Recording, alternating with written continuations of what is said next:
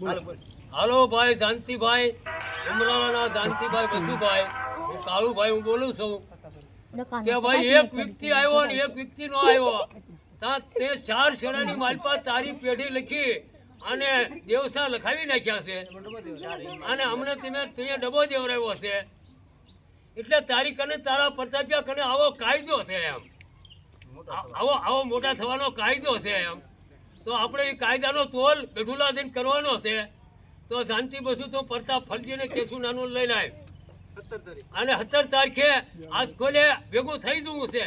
મેં 5 પેઢી દેખાડી તો જાનતી બસુ ત્યાં એમ કીધું મારી પેઢી સિવાય નહીં આ ભાવનગર જિલ્લાની માલપા 4 ધામના રખા ઉભા કર્યા એ ગઢુલા એ મોટી પેઢી કહેવાય તારી પેઢી મોટી ન કહેવાય અને જ્યાં દેવસા દેવા હોય ઠોક લખવા હોય તો ગઢુલા જવું પડે ડબ્બા દેવો હોય તો ગઢુલા જવું પડે તમારા મનની હાંકતા હોય તો એ મનની નહીં હાલે તમે લઈને કાલ 17 તારીખે પમતી તો આય બાજુ રાણાને હારી કોદાળી કાઢવા વાળા લેતો આવજે ભાઈ અને આપણે ત્યાં આ 4 ધામના રખાડો એક કાંટો કરવો છે અને 4 જિલ્લાની માલપા નાતીલા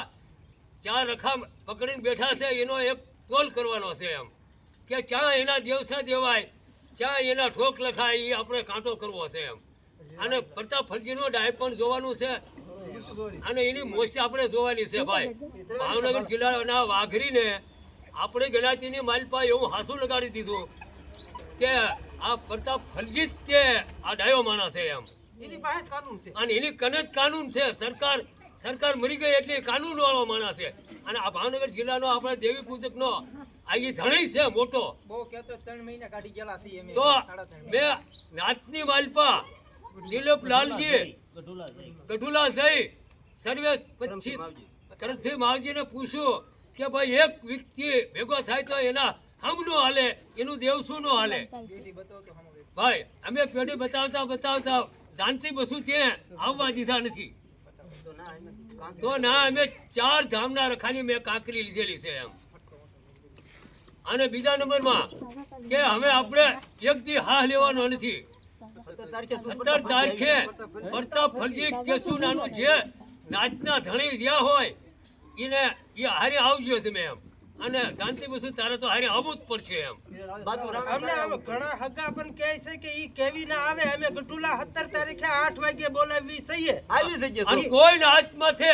ધમકી દેવાનું પ્રતાપ ફલજી બંધ થઈ જાય એટલું તને કહું છું 17 તારીખે પ્રતાપભાઈ તો એટલે શું કહેવાય એમ તો એટલે શું કહેવાય અને તારું મૂળિયું ગોતીને આવજે અત્યારે અમે નામ નથી દેતા પ્રતાપ ફલજી 17 તારીખે તારું જ કામ છે કેસુડો નહીં આવે તો હાલ છે પ્રતાપ ફલજી તારું કામ છે અમારે અને હું આવી જા ગઢુલા કેસુ નાનું ને